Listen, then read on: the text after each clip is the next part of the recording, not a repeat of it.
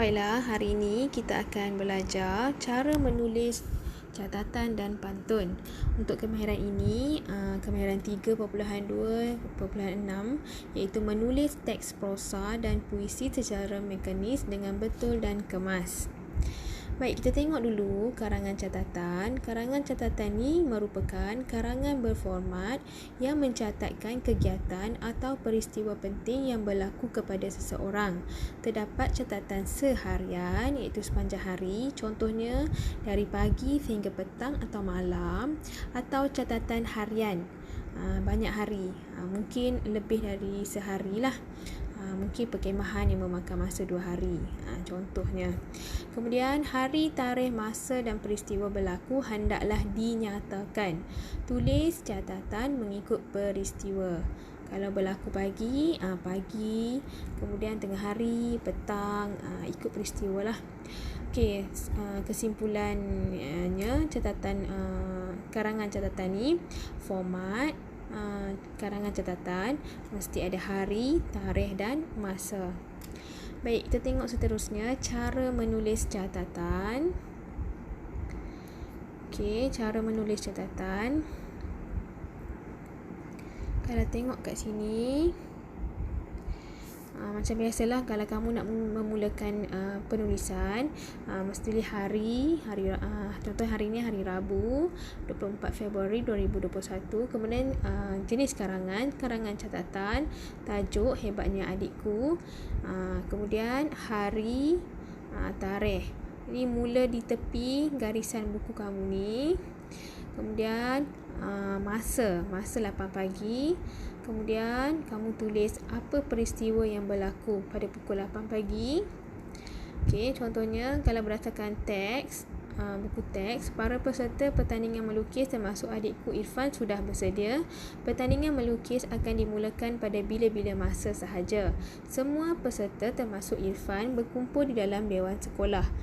Peralatan melukis seperti pensel, krayon dan kertas lukisan sudah tersedia di depan mata.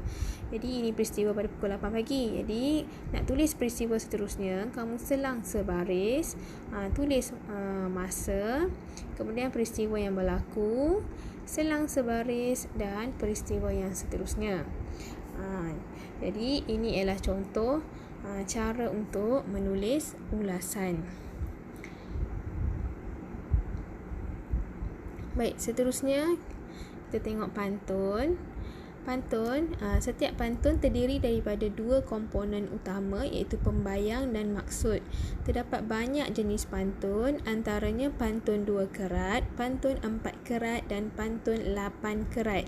Pantun yang dipelajari di sekolah rendah biasanya pantun 4 kerat iaitu baris pertama dan kedua ialah pembayang, manakala baris ketiga dan keempat merupakan maksud pantun. Okey, kita tengok ya.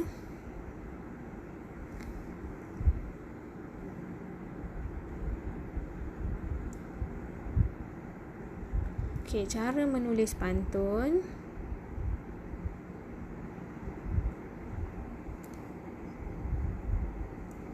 Okey, macam biasalah hari, tarikh, menulis pantun ya. Jadi cara menulis pantun, baris yang pertama kita rapatkan ke tepi garisan buku ni. Kemudian baris yang kedua kita ketengahkan sedikit, biasanya dalam beza selepas satu perkataan yang pertama ni. Okey. Kemudian ketiga kita mula di tepi garisan, dan yang baris keempat kita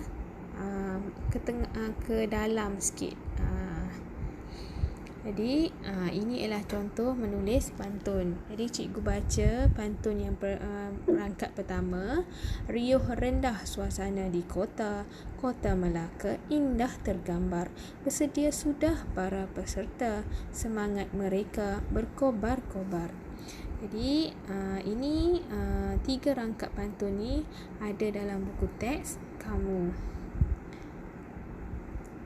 Baiklah, jadi tugasan pada hari ini, Okey, cikgu nak kamu tulis catatan dan pantun mengikut contoh yang telah ditunjukkan dalam buku tulis penulisan. Yang telah ditunjukkan tu yang tadilah, yang cikgu bagi contoh tadi. Ini menulis pantun. Kemudian ini cara menulis catatan. Jadi berdasarkan contoh yang telah cikgu terangkan kepada kamu lah. Kemudian kamu boleh rujuk buku teks muka surat 4 ketika menulis. Yang cikgu tunjukkan contoh tu semuanya ada berpandukan buku teks. Pastikan kamu menulis catatan dan pantun mengikut cara penulisan yang betul yang telah cikgu terangkan tadilah. Jadi cikgu harap kamu dapat tulis catatan dan pantun mengikut cara penulisan yang betul. Tak perlu hantar lagi, siapkan dahulu. Cikgu akan bagi tahu kemudian bila kamu perlu hantar. Jadi itu saja daripada cikgu. Sekian, terima kasih.